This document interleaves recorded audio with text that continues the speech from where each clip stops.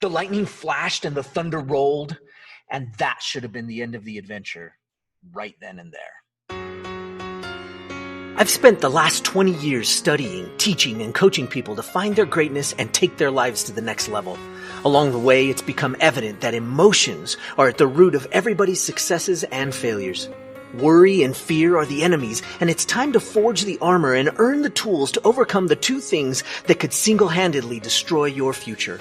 Hi, my name is Michael Johnson, and I'm a life coach, a peak performance trainer, and I'm the emotions guy. It's time to take back control of how you feel, control of how you act, and control of how you experience life. It's time to become a lifer, a new breed of overachiever focused on living every minute to its fullest. We are responsible for how we feel, and no one and no thing can make us feel anything. Emotional mastery is our journey, and emotional education and intelligence is the key. We are lifers, and this is Magic for Life. What's up, everybody? Michael Johnson here with the Magic for Life podcast, and I'm so glad you joined me today because I want to tell you a little bit about an adventure I recently had.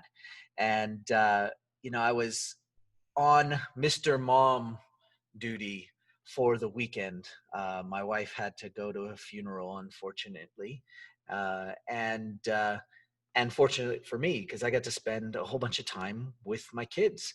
And so, of course, I had to figure out some really cool things to do, right? Because that's what dads do when they have Mr. Mom duty for the whole weekend, right? So I rolled up my sleeves and I said, okay, I'm going to think of some fun things to do. Of course, it didn't work out like I thought. They decided what fun things we were going to do. And so I had to top their fun things, right? Because they decided that they wanted to have a sleepover at my office. That was cool to them. So we had a sleepover and we watched movies and it was awesome. But I had to beat that. And so I had to come up with something cool to do. So the next day, I came up with something cool. We were going to go have a bonfire. How cool would that be, right? As long as I didn't set the kids on fire, I wouldn't get in trouble with the wife, right? That was the goal. Don't set the kids on fire. We're good. We planned it out. Looked like it was going to be a good weekend. And right around 3 o'clock or so, maybe it's 3 or 4 o'clock, I get this notice on my phone and it says severe thunderstorm warning. And I was like, you got to be kidding me, right? Like I'd already told the kids we were going to go do this. And they were stoked. They were so excited. We're going to the mountains. We're going to do a bonfire. We're going to have s'mores, right? And I thought, well, this is the end of that. Well, I looked at the severe thunderstorm warning and it said, well, it's like 30 minutes long, just for a half hour, an hour, something like that. So it wasn't that bad. I thought, well, I walked outside and it was sunny. There were some clouds off in the distance. It's no big deal, right? So we got the wood and we got the s'mores and we got everything we needed and we headed to the mountains, but we needed food. So we stopped and got some food and we went to the grocery store because I remembered I need lighter fluid. Yeah, that'd be good for the rest of this story. You'll see why. And I got the marshmallows and there was no lighter fluid, but I got a lighter, what's the big deal, right? I can start a fire in the woods. And we got some water because you got to put out the fire. So we got everything we needed and I thought we were prepared. And as I was in the grocery store, all of a sudden, all the lights went out. And there was this massive thunder boom outside. The lights went out. And in this day and age, everybody's a little panicky, right? Because there's everybody in their masks and everybody's a little freaked out. The store was packed because it was a Saturday evening, I guess. And the lights went totally out and you could just feel the room was like just this tenseness, right? And it lasted for only about 30 seconds and it went on and you could just feel everybody was like, we got to get out of here. And so everybody started piling towards the checkout stand. And the machines went down because the electricity messed them up. So, so we had to wait to get out. The lights went out again. and you could just feel it. The room was freaking out. And I'm thinking, this is not how you go to to the woods to have a bonfire and do s'mores. In the meantime, my kids were in the car waiting, and they're freaking out because it was pouring. So we walked outside, and it was absolutely pouring. And my daughter was crying because she wanted to go do a fire, and it was important, right? This was an experience. They wanted to do it. So it was pouring rain. We're walking out to the car. There's lightning starts striking, and you could just see it was like this is not going well. So of course, logical dad in me says, well, I guess maybe this isn't meant to be today. And the kids freaked out. No, we have to go. You've been in that space. I know you've been in that space, right? If you have children, you know what I'm talking about. You made a plan. You said you were going to go do this thing that was fun. And they were like, not having it. We're not having it. We're doing it. And I was like, well, okay, we'll go. And my thought was, we're going to go and it's going to be pouring and nobody's going to want to get out of the car. So I'm not too worried about it. I'm just thinking this is a done deal. We're going to go up there. It's going to be pouring. Nobody's going to want to get out of the car.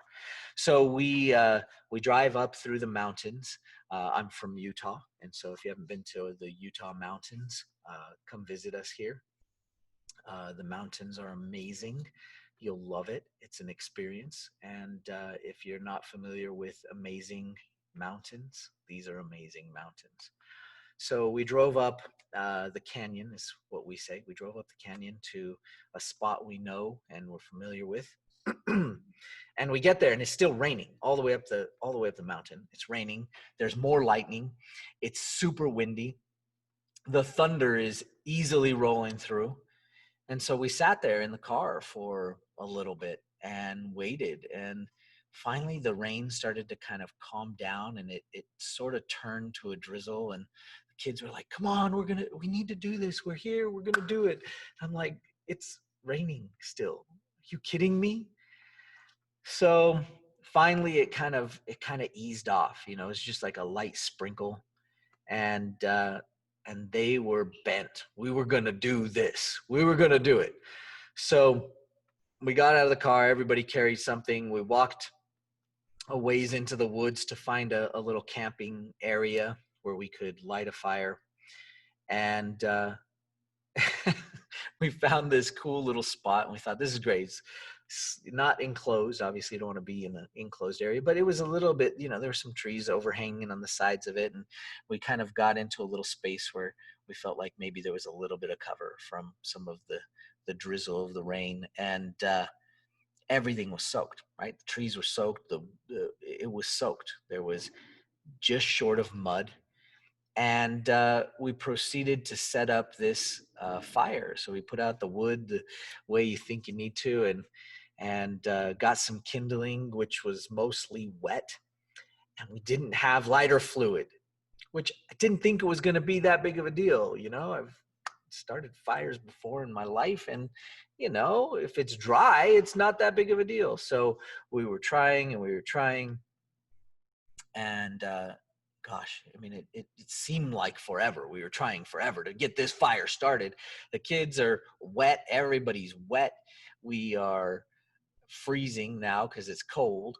The storm is still over us. It's just not pouring, at least. And finally, I was like, okay, well, we're either going to have to give up or we're going to have to find some lighter fluid, because we were having zero success, like none. And so finally, I sent the kids to go get some lighter fluid from one of the neighboring camps, and it was something special. So I just kept trying, right? But I was ready to give up. Right? We were cold and we were wet, and finally, just as they were coming back with some lighter fluid, I had just gotten the fire started, and it was something else. They were so excited. Everybody was excited, right? Just about the point when we were going to give up, they had finally found some lighter fluid. But at that point, I had already got it started. And honestly, it was just a ton of perseverance. And the experience that we created through through this event was something special, right? There was so many things going on. And I feel like in so many times in business, that's what's happening, right? You get this plan, you get this big idea, and it's going to be great. You're going to do this event. You're going to create this product. You're going to launch this thing. You're going to change the world, right? And all of a sudden, along the way, you get down the path and there's a severe thunderstorm warning. And you think to yourself, I got this. It's no big deal. I can weather that storm. And then next thing you know, the lights go out and you're like, well, I got this. But you tell everybody and they're like, no, we've got to do this. We're committed. So you keep going up the mountain and, it's pouring and you're thinking, this might be a good time to stop. Maybe this is a sign that this isn't supposed to happen today. But you just wait it out a little bit. Next thing you know, you're setting up the fire, right? You're getting ready for that launch. And you're thinking to yourself, this is not working. This is not working, right? Something's not working. What is it that's not working? And maybe you look at it and you go, well, maybe this is a sign that we should give up, that we should try something new because this is not happening. But you persevere and you push through. And you do what any responsible entrepreneur would do. You seek out some help from some people that maybe have figured it out already. So you send out a little help, but you keep pushing. And in so many instances, and I know you've probably had this experience, and if you haven't, you're gonna. In so many instances, you're right there. You're just trying to get the fire started. And all you have to do is just persevere. You just have to keep pushing through. And along the way, you got to figure out how to enjoy those hard times, those moments when it just feels like you're getting run over by a train and nothing's working out. The fire is not starting, but you just keep trying. You keep trying to find something else to kindle the fire, to try to do something else. And honestly, everything was wet. So I looked around and I found inside a tree that hadn't gotten wet some old moss, kind of like drier stuff that hadn't gotten wet yet, and started pulling all that out. And that did it. That lit it up. And it finally got that one little thing that got it to go. And then the fire was burning. And then what was really cool? You would think, well, gosh, that was a waste of time to go out and get some help. But it wasn't. They came back with some lighter fluid and the fire was already starting, right? But we poured some of that lighter fluid on it and it just went to town. And that's what's going to happen. That's what happens when you're moving down the line and you're working on your business and you're working on this thing that you're trying to get started, whatever it is. Sometimes it seems like it's not going to work. Sometimes it seems like the fire's not going to start. And then when you least expect it and you just keep pushing through, the fire will start. And then because you are humbled and willing to go get help and to be able to get something from the outside, you can then take that extra lighter fluid and pour it on top and just burn and go. This happens all the time. It happens all the time. Not just once, maybe twice, maybe 10 million times. And it's happened to me so many times before where it seems like all hope is lost. Seems like maybe it's time to cut bait and move on.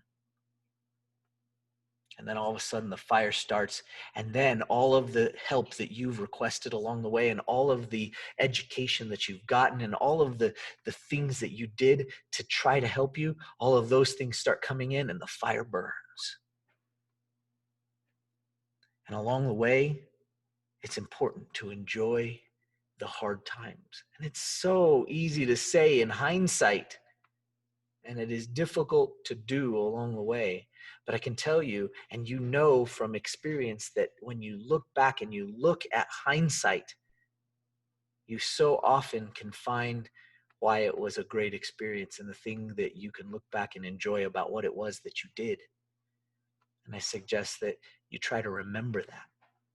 In those moments of the hard times, try to enjoy the hard times. Try to enjoy every minute. It's not easy. Sometimes it's downright difficult. But find a way to enjoy the hard times, because those will be the experiences that you remember. They'll be the ones that you learn from. They'll be the ones that help fuel your experience moving forward. Enjoy the hard times. Lean in. And you'll be great. I'd love to hear some of your experiences.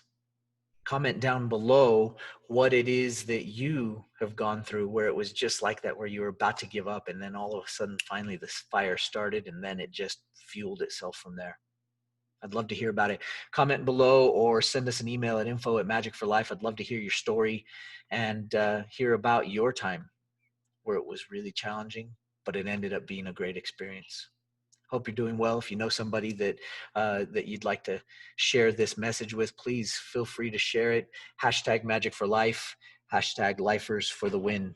Share it with somebody you know needs the message today, and help us change the world. One podcast, one YouTube video at a time. Anyway, we'll see you next time. Take care. Happiness is a choice. Sadness is a choice. All emotions are a choice. Sometimes doing our emotions doesn't seem like it's our choice, but it is. You have control. You are the captain of your ship, and you must learn how to be the best captain you can be. Let me show you how. Pick up your free copy of my new book, Every Minute, at everyminutebook.com.